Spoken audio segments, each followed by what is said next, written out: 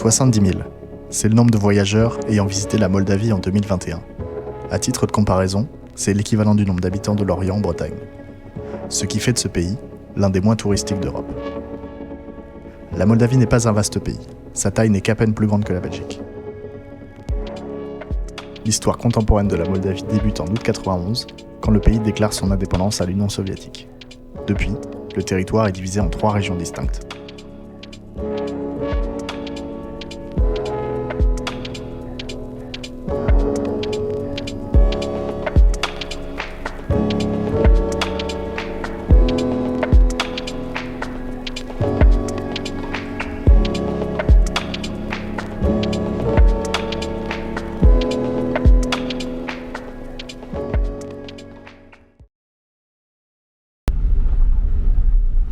Bon, après une courte nuit passée dans la voiture, à dormir sur le parking d'un restaurant.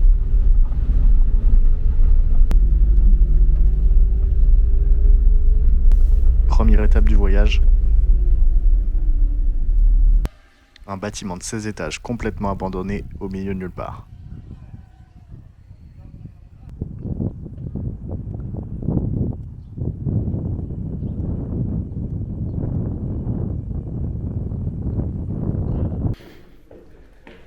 Ça a été construit dans les années 85, à l'époque de l'URSS.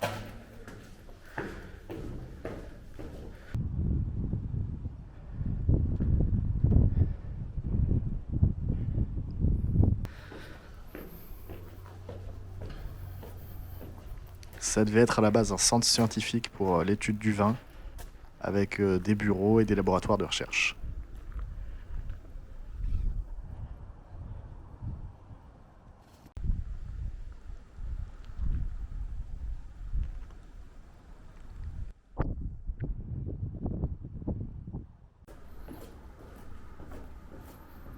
Aujourd'hui, depuis quelques années, le bâtiment est complètement à l'abandon et il pencherait même de plusieurs degrés, donc il présente des risques d'effondrement.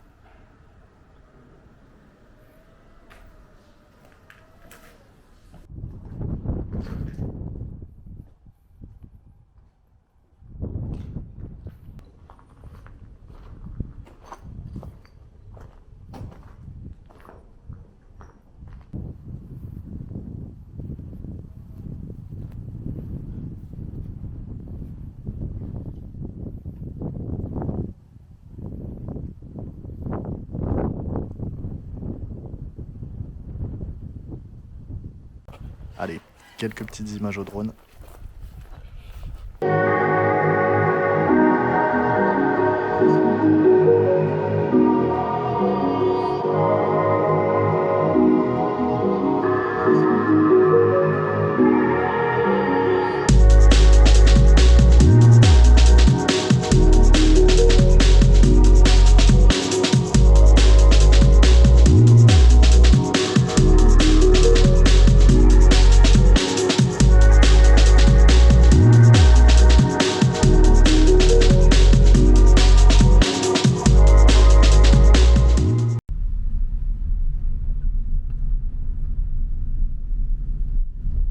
Profitons d'une route en bon état parce que ça va pas durer.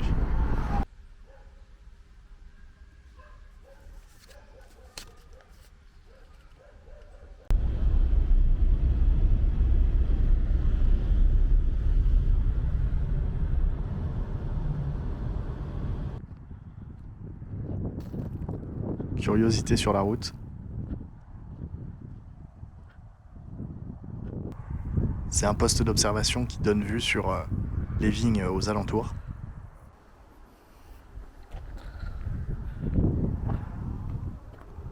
La voiture qui m'accompagne sur ce périple. Avec naturellement l'autoradio en russe.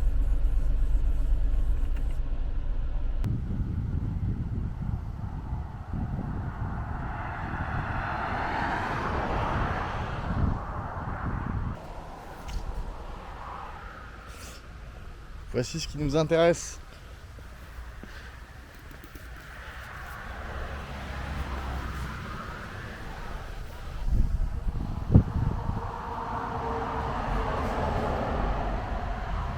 Ouais, non, je pense que c'est pas une bonne idée de boire ça. Et du coup, de l'autre côté du panneau, on a Drumboon, ce qui veut dire conduisez bien quoi. Bonne route.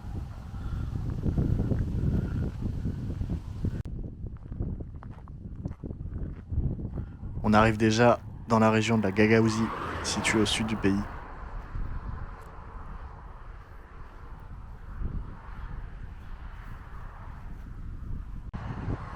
Bien qu'elle dispose de son propre gouvernement, elle est quand même soumise aux mêmes lois et décisions que la Moldavie.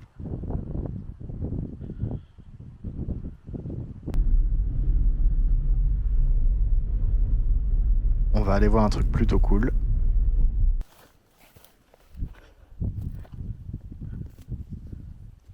Au vu du bâtiment, j'étais persuadé que c'était abandonné. Mais en fait, il y a un mec qui m'a sauté dessus. Bon, j'ai réussi à discuter, je lui ai offert une cigarette et il m'a autorisé à visiter.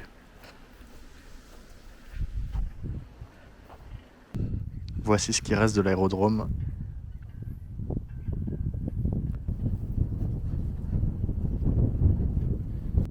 J'ai pas réussi à trouver beaucoup d'informations sur cet endroit. Je suis incapable de dire quand est-ce qu'il a fermé.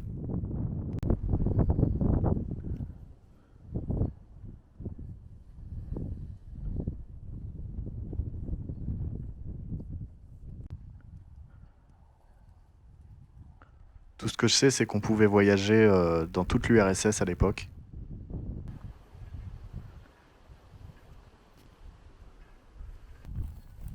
Et aujourd'hui, on voit qu'il reste simplement ces 4 carcasses d'avions.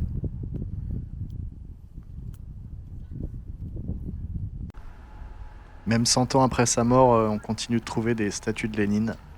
Celle-ci est dans un état impeccable.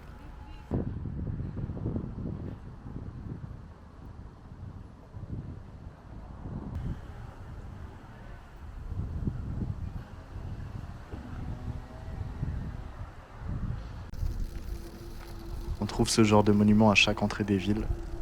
Je trouve que ça a quand même plus de gueule que les panneaux français.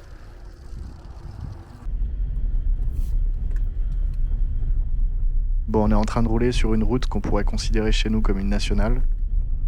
Et comme vous voyez, l'état de la route, pas incroyable.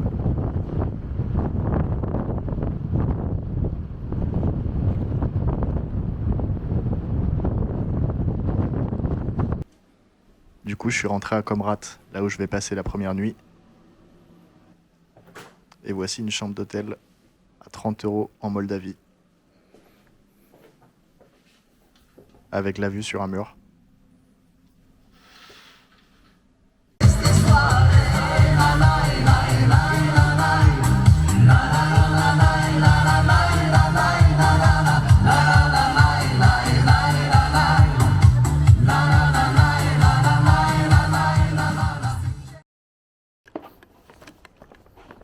Deuxième journée, et aujourd'hui on a un petit peu de route.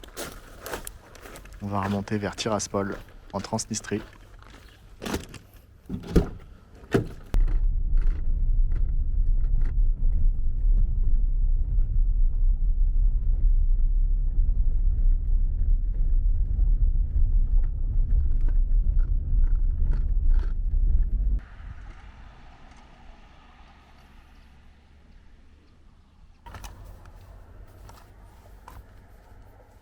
Là, la mission, c'est de planquer mon drone dans mes affaires. Parce que j'ai absolument pas le droit de passer la frontière avec un appareil photo de type professionnel. Donc je pense que les drones en font partie.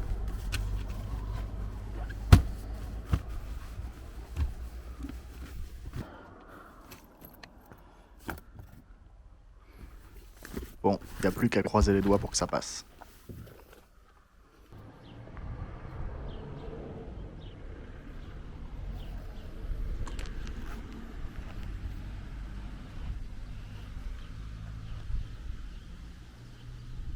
Bon, alors la Transnistrie, c'est une région séparatiste qui s'est autoproclamée indépendante.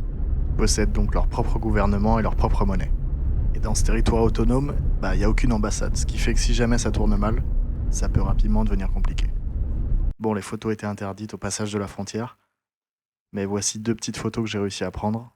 Et ça, c'est mon autorisation pour circuler dans le pays pendant les 2 prochains jours. Je viens de parler avec 3 Russes complètement bourrés. Bon, je leur ai dit que j'étais français, ça avait l'air d'être l'événement de leur journée. J'ai payé une cigarette et puis je suis parti quand ils ont commencé à parler d'alcool et de drogue.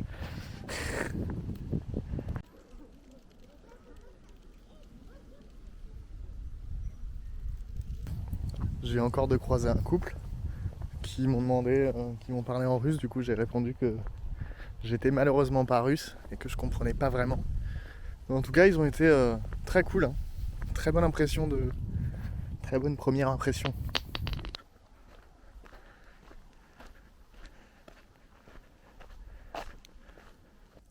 Donc là, on a l'hôtel 4 étoiles. Et ici, on a une ruine.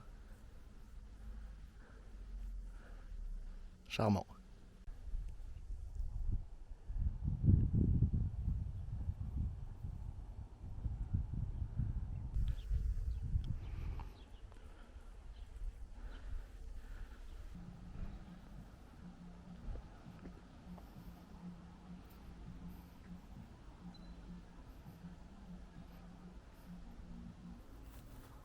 Je suis incapable de dire si c'est encore ouvert, si les attractions marchent encore ou pas.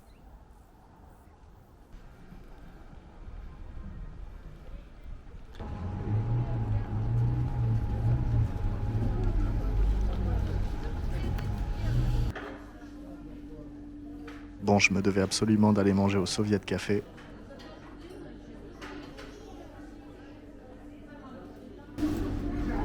En fait, ça a le goût d'une paupiette en fait. Je pense que c'est du veau, mais je ne suis pas sûr. Bon, vous vous doutez bien que c'est touristique ici, c'est pas comme ça dans tous les restaurants en Moldavie non plus. Ça nous donne quand même un petit aperçu de la vie à l'époque de l'URSS.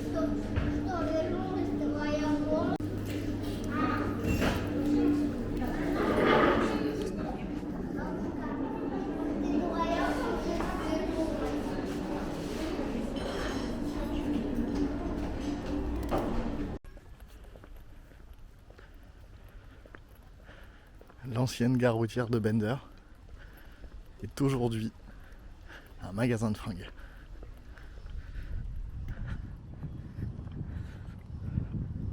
Voilà à quoi ça ressemblait à l'intérieur il y a quelques années.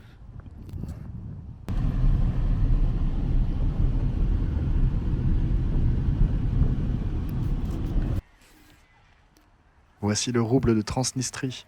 Bon, cet argent, il est uniquement valable en Transnistrie et impossible à échanger si vous sortez du pays. Première fois de ma vie que je vois un billet de 25.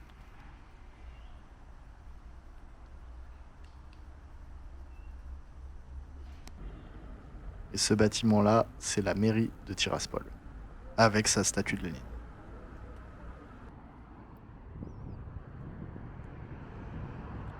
Ça, c'est le bâtiment du gouvernement de Transnistrie, avec bien sûr la statue de Lénine.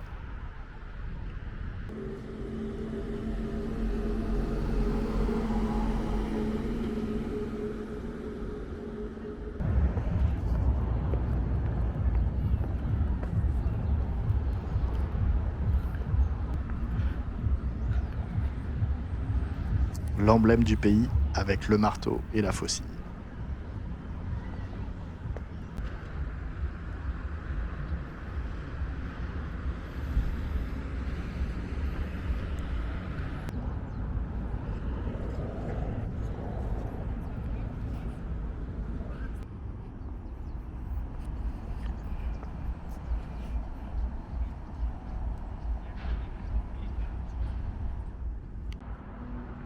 En 92, un conflit armé a éclaté entre les forces moldaves et les séparatistes soutenus par la Russie en Transnistrie. Au final, un cessez-le-feu a été conclu, la Transnistrie reste donc indépendante et la situation reste instable. Le conflit aura fait quand même plus d'1 millier de morts.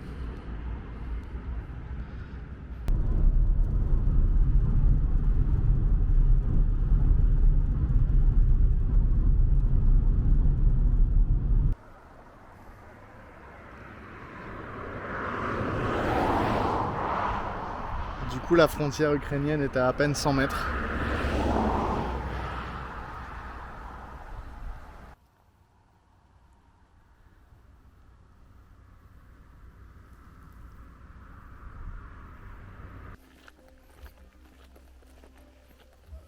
Et pour finir la journée, une église.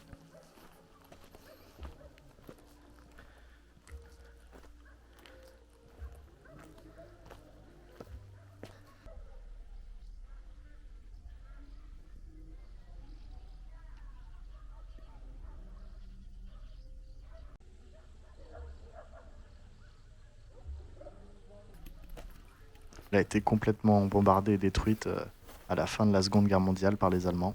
On voit encore les impacts de balles dans les murs.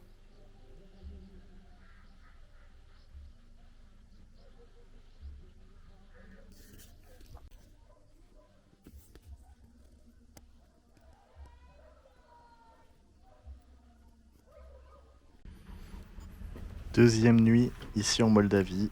Et là, cette fois-ci, pour 30 €, le même prix qu'hier, j'ai une maison complète.